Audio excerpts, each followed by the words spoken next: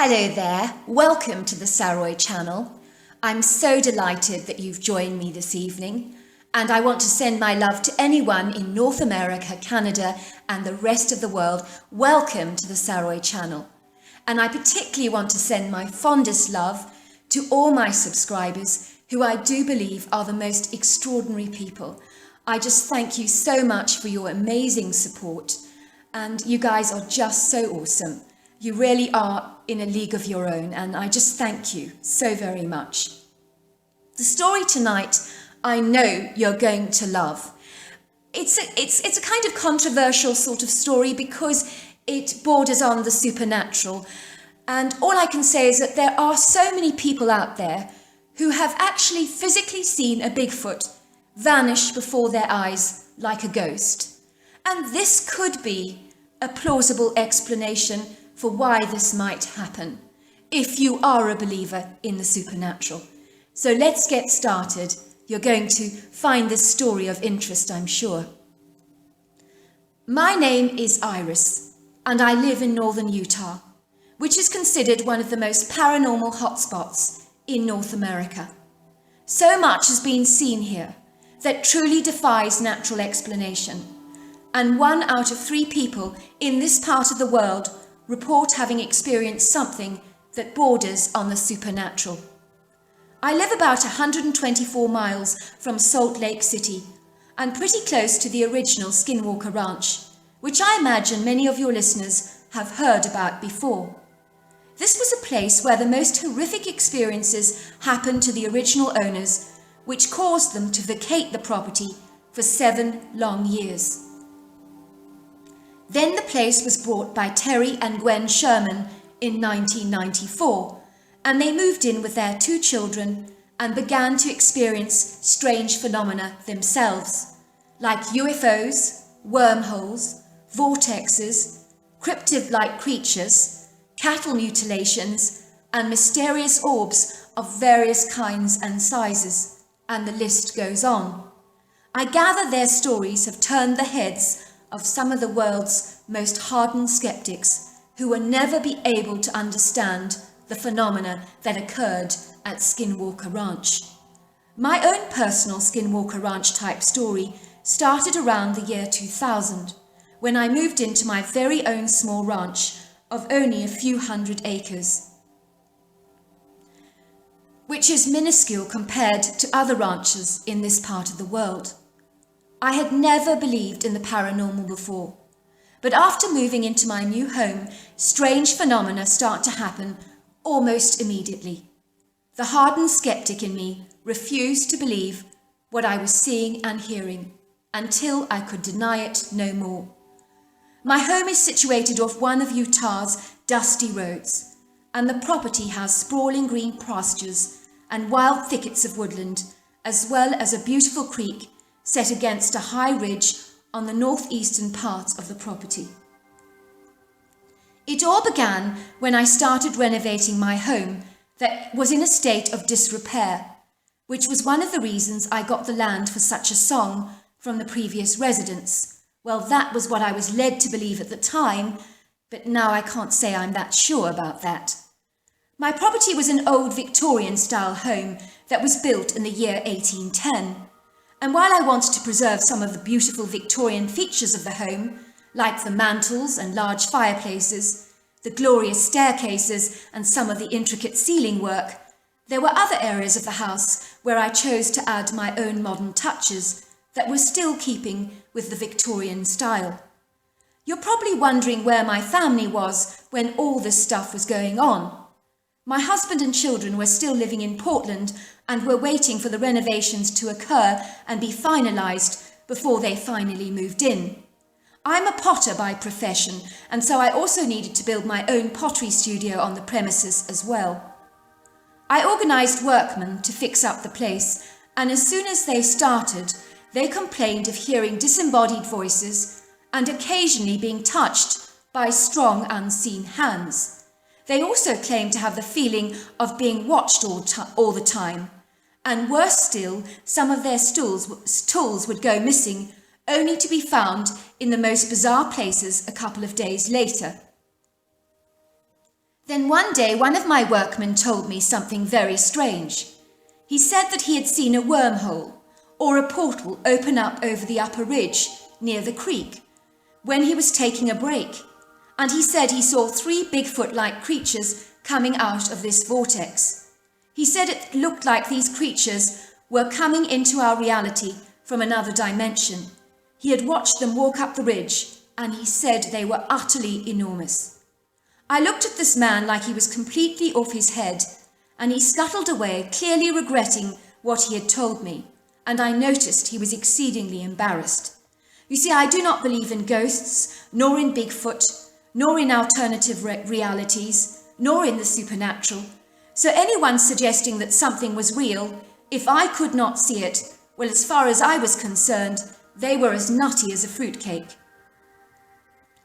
2 days later, another workman told me that my property was incredibly weird. At night, he said, I noticed the place is full of these bright, strange orbs, and they come through the forest over there, he said, pointing to the wooded area near the creek and the surrounding ridge. The other night I went after one of those round, bright yellow orbs, and it danced around me and disappeared, but it did seem to be intelligent. Some of the orbs are friendly, but the ones that exhibit a blue light appear extremely hostile, because if you get close to them, they make this horrible hissing sound, just like a snake. Last night I chased after this blue-like orb, and just out of sheer curiosity, because the things are fascinating. Anyway, this blue orb literally touched my ankle, and I watched it disappear into my skin. And after that moment, my ankle inflated and blew up like a balloon, and I was in agony for 2 long hours. He proceeded to tear down his sock, and I was horrified to see this massive bright blue bruising all over this man's ankle area, and it shimmered in a fluorescent light that was not of this world. I have never in my life seen a blue colour like that before, because it does not exist in our natural world, and the only way that I can describe it is that it does appear to have an aquamarine-like tinge to it. Then my workman continued, During the day when we are working, we all hear strange whispers in our ears, and this invisible touching is on the increase. You literally feel human-like fingers touching you, which is very disturbing and sends chills down your spine. When this touching happens, the whole area on your body becomes freezing cold, and the temperature on a summer's day becomes freezing.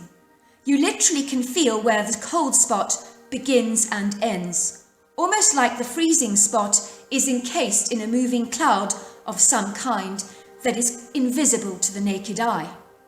Also, something is definitely watching us when we eat our lunch out there by the creek. And whatever it is, ma'am, it is not good. It kind of feels out of worldly and very, very strange. All the stuff I was being told sounded so far-fetched and way too unbelievable for me. It was impossible for me to make sense of it.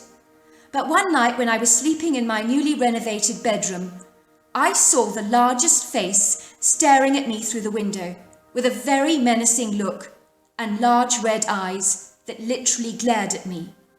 Bear in mind, my bedroom window was 8 feet off the ground, and so whatever it was that was staring at me through the window had to be exceedingly tall. I am not driven to anxiety of any kind, but I do not mind admitting that this thing had got me feeling suddenly very insecure and uncertain about things. Surely it was these workers planting weird ideas into my head, and my imagination was in overdrive, manifesting the fruits of those fears. Now I was almost certain that I had imagined this creature and made it up in my mind. Maybe that was my way of dealing with something that I just could not make any sense of. One day I decided to eat my lunch by the creek, and that was when I began to feel that something was watching me through the trees from the wooded area on my land. Everything suddenly went so very quiet and airily still in the whole valley, and you could have heard a pin drop. All the natural bird song had all but vanished, and even the still breeze seems to have subsided. Suddenly I had the ominous feeling of impending doom. I do not know how else to describe it to you, but I'm not given to any kind of fanciful thought. But I know what I felt. My whole body went as cold as ice, even though it was an exceedingly warm day, and I started to shiver and shake. Suddenly I heard this loud whizzing sound that sounded like an egg beater on full throttle, but much louder and much faster. It literally caused the whole valley to shake under its intense vibration of this extraordinary sound. I looked up towards the ridge, and coming through the sky was a spinning wheel-like tunnel that opened up over the valley. I could tell the sound was coming from this thing, and it got louder and louder and louder and much more intense. Suddenly the mouth of this tunnel opened so wide, almost like an enormous lift, and I swear, and I kid you not, I could see grass, sunshine, and blue sky coming from inside this open vortex, as if it was another reality that was suddenly merging into ours. It truly reminded me of a lift when you press the button and open it up onto different floors. I rubbed my eyes in disbelief. This could not be happening to me. Remember, I'm the world's biggest cynic, and this kind of stuff does not happen to me. I watched in horror as 3 Bigfoot-like creatures merged from this vortex, and I knew without a doubt that they were Sasquatch. I have never felt such palpable fear in my entire life as I did when I saw these creatures moving out of the vortex into the woods. The alpha male, at the least, that is what I assume he was, looked as if he was 10 foot tall and 1,200 pounds. They all had long muscular arms that were so long that I am almost sure they could have touched their ankles while standing straight. As they moved, they steered their arms backwards and forwards, almost as if they were marching, and they literally glided on long, slender, muscular legs over the ground with a fluidity and seamlessness I have yet to see in another animal. I did not get a close view of their faces, but their humanoid bipedal beings definitely had bullet-shaped heads that literally merged into the shoulders without needing an obvious neck. All this happened so very quickly that I almost began to doubt what I had seen. I doubted it so much, in fact, that I even wondered if there was a plant on my land that had hallucinatory spores that was making me see these crazy things, as well as my workers. The next day, after having been disturbed by what I had seen the previous day, I decided to venture in the forest to see if I could see any physical signs of these Bigfoot-type beings that I'd seen coming out of this strange wormhole or vortex. As I ventured into the woods, it felt cheerful and serene.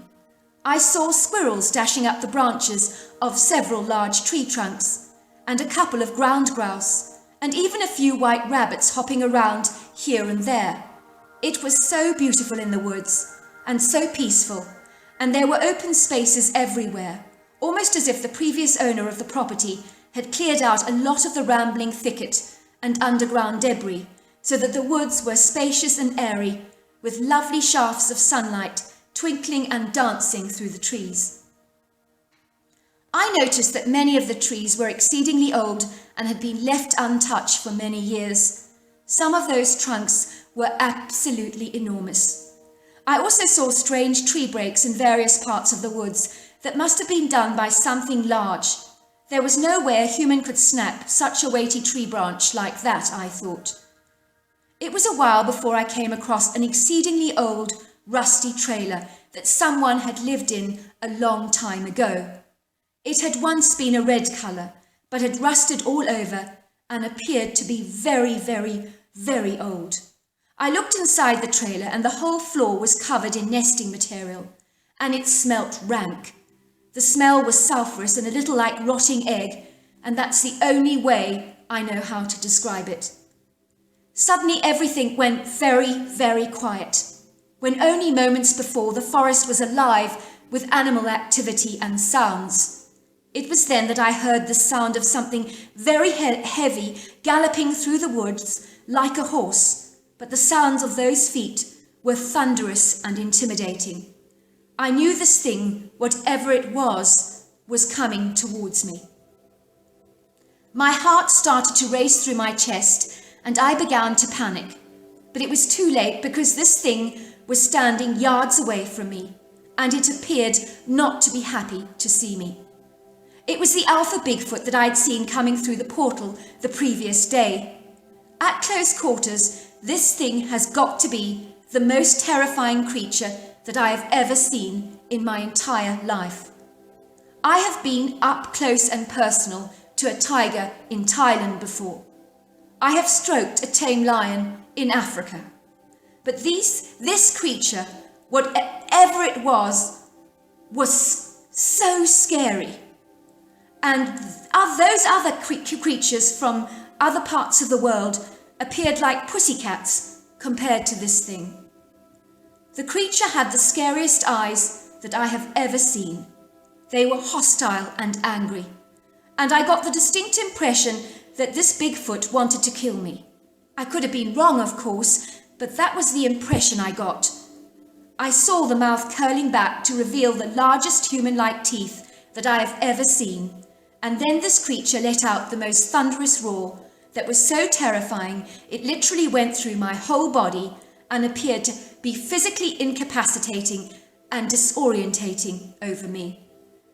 Then I remember just blanking out as if I'd been anaesthetized in a long surgery, and I started to wake up very slowly. I found myself waking up in the valley, on the grass, near the ridge and the creek, and something enormous was licking my face with its long wet tongue like a dog. But it was not a dog. This thing was like a huge wolf-like creature that was nothing like I have ever seen before. It stood at 4 feet high off the ground and was easily as wide.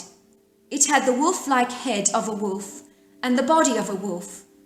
But the only thing different about it was that its coat was woolly like that of a sheep. The creature was not aggressive by any means, but the look of him terrified me, and I started to run from him towards the house, and I could hear it panting behind me, and I could hear its heavy feet following me. "Oh, please, God, just go away," I cried in my heart. "Just go, please go." Suddenly the sound stopped, and I saw the creature stand very still, and he watched me with his large, curious, seemingly friendly eyes. And then I kid you not, and I don't know how to explain this without sounding completely mad, but this creature vanished before me like a ghost. I returned back home to find one of the workers in a dreadful state. He said that he had seen this very strange creature on our property that had the body of a horse and the face of a man. And this thing had scared him half to death because he had never seen anything like this before. And it also had eyes that were very menacing because they glowed red. It was like it was saying to me, "Yes, I'm real, and deal with it." Ma'am, I know you're not going to believe me, but as God is my witness, this weird creature is really what I saw. And if you look at the ground, you can actually see the hoof marks of this thing. I followed the workmen to the muddy spot on our land, and there were distinct marks of an animal hooves. And remember, I didn't have any horses on my land at the time. I looked at the workman, who was called Paul, and I told him that I believed him. "Strange things have indeed been happening to me too," I told him, "and I really do not want any of you workers to leave, because I would be terribly afraid if I was left all on my own here." It was comforting for me to know that the workers were staying on my land in a small cottage on the property. "Look, ma'am, do you really want to continue with this project? I know it was If it was me, I would sell and get the hell out of this place. This place is super crazy. And as for your house, it is very definitely haunted. When we are working, we keep hearing these strange voices, the whispering sounds, the banging of pots and pans everywhere, and we have also been physically touched by unseen hands. I am going to stay, I told Paul. These things, whatever they are not going to drive me from my home. I have got to fight this thing, whatever it is. The following day I did my research, and I contacted a well-known psychic that for the purposes of remaining anonymous, I will call her Deborah. Deborah was unlike any person I have ever met in my life. She was in her early 30s with dark brown hair, fair skin, and sparkling, friendly brown eyes. And she wore a bright pink turban on her head, fastened with a gold pin, and a long flowing purple dress that almost looked like a satin nightgown. You do realize that your property dips into the middle of the valley, creating the most perfect portal between our realm and other reality, she told me. It is an extraordinary place you have got here. I proceeded to tell Deborah all about the strange happenings on our land, all about the strange creatures I had encountered and seen, all about the cryptid beings, and of course the wormholes and vortexes. I also told her about my encounter with the Bigfoot, and waking up to find this strange wolf-like creature licking my face. Deborah sat down in my living room, and she lit a candle while holding my hands. She listened to me, and I know that she did not seem to find anything I told her strange or peculiar. Close your eyes, she said. I want to call this Bigfoot forward and see what he wants. I humoured Deborah because I was highly doubting that she could connect with this physical creature. But then suddenly my living room was filled with that sulphurous, nasty egg-like stench that I had smelt in the rusting trailer the day before. He's here, she said, and my word, he's enormous. And he's terrifying to look at. He has that predatory, dangerous look to him. But I sense that he has a very gentle soul. What does he want? I asked. He wants to be left alone. He wants you to leave the woods to his charge, because he is displeased with your kind causing so much physical damage to the forests in your world. But the woods, he say, belong to him. But they belong to me, I explained. He says that the woods have always belonged to him and to his kind for thousands of years, and that it has always been that way. He is angered by the lack of respect he receives from people like you. Well, I said, as long as your kind do not bother me, you can have the woods as far as I am concerned. I do not need them. I bought this ranch for my pottery studio, not to raise cattle nor horses. He says that is why you were chosen to buy this specific plot of land, because he knows you will respect it. He says it is a very special place. It is a vortex opening. What does that mean? I'm not sure, said Deborah. I think he says it's a doorway to other realms that open and close at certain times of the day. Are they going to harm me and my family? I asked. He is offended, said Deborah, that you would think so little of him.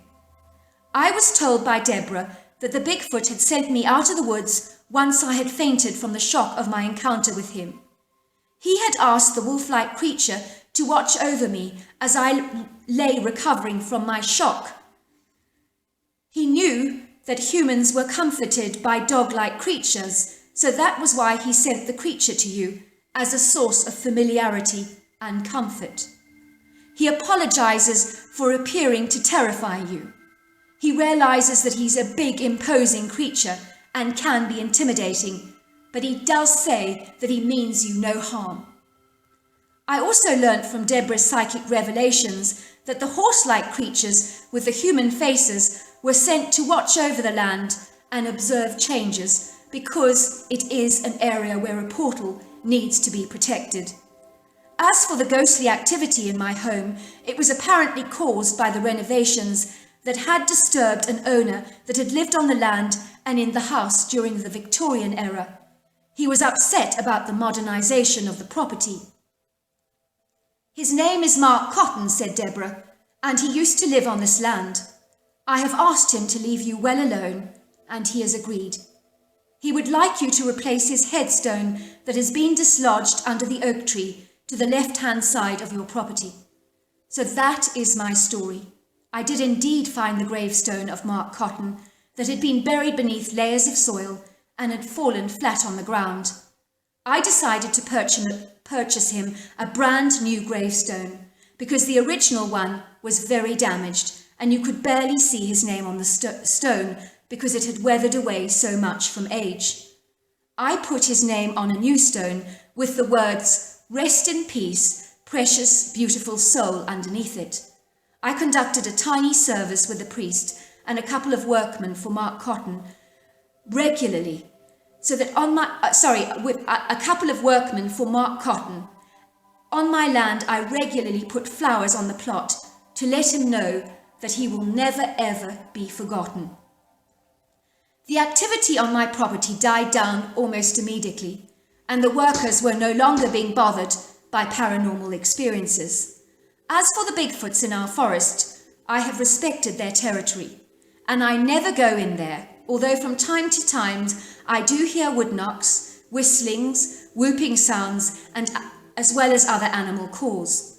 The house was renovated, and I did indeed get my beautiful pottery studio, where I have produced some of the most outstanding work, better than I imagined possible, which I have been selling for large sums of money. I was always a good potter, but nowadays I am producing seriously phenomenal stuff, and I believe it has something to do with the portal in this place. My family moved into this property, and from time to time they comment on all the bright orbs that have been seen dancing over our land in circles of bright light and in various sizes, but we have almost become used to these nightly oddities. From time to time we have seen the wormhole and the vortex opening up over the valley, and this has been witnessed by all the members of my family, and I know it is not my imagination. I do not expect your listeners to believe a word of what I have told you. I know in their shoes I would not believe a word of it either. I understand cynics because I am one myself. However, after all my experiences, since I bought this place, my perception of reality has definitely shifted. I now know with certainty that there are different dimensions out there. There are other realities. And from what I have seen, this Bigfoot creature knows how to access those mystical coordinates. Bigfoot may not know how to access a computer. He may not know how to operate Facebook, but I think he has a greater understanding of our physical reality than we do.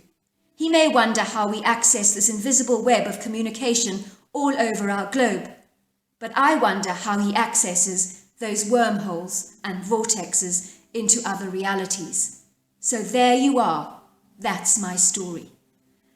Well, I hope you enjoyed that story. I just want to apologise for sometimes mispronouncing things, but I really do hope you enjoyed it. I know that I did, and it certainly offers an alternative opinion of Bigfoot encounters.